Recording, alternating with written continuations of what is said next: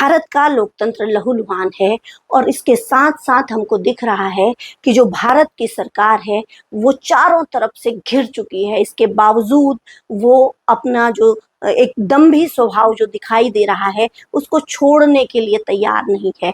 कल जो सीजेपी के 2 सदस्यों के साथ स्वयं गृह मंत्री अमित शाह, जेपी नड्डा और जो बीजेपी के कई अन्य प्रमुख नेताओं के बीच में 5 घंटे तक वार्ता चली और उसके बाद जो केवल और केवल एक बात कह पाए जो भाजपा के सांसद हैं, भाजपा के नेता हैं, बड़े नेता हैं, वो केवल एक बात तय कर पाए कि इस तरह के दबाव में तो धर्मेंद्र प्रधान से इस्तीफा नहीं दिलाया जा सकेगा।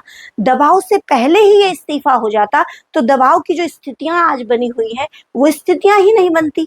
तो जवाबदेही आखिर सरकार क्यों नहीं लेना चाहती, ये एक बड़ा सवाल है। और पूरा जो जिस तरीके से आंदोलन को कल का जो एक घोषित प्रदर्शन था, सोनम वांगचुक की तरफ से इसका ऐलान किया गया था, इसको दबाने की चेष्टा की गई, इसको मसलने की, इसको खत्म करने की चेष्टा की गई। वो पहले दिन रात से ही दिखाई दिया जब सबसे पहले बीएनएस की धारा 163 लागू की गई दिल्ली के भीतर। तो दिल्ली सरकार भी कहीं ना कहीं जवाबदेही के घेरे में आती है। जो कल की मारपीट हुई है उसको लेकर रेखा गुप्ता जो मुख्यमंत्री हैं दिल्ली की, उनको अपनी जो जवाबदेही है वो प्रकट करनी चाहिए।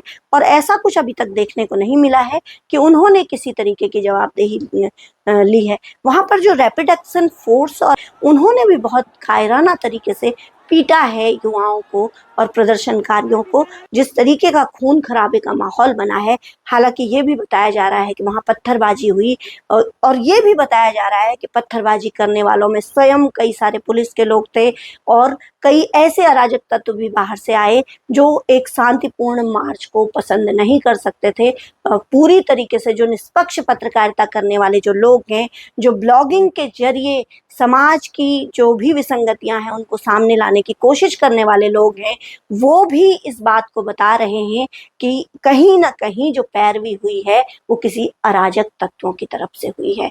तो इस तरह से जो देश में सब हुआ है, जिस तरीके की स्थितियां पैदा हुई हैं, उस सब के लिए कहीं ना कहीं सरकार ही जिम्मेदार है।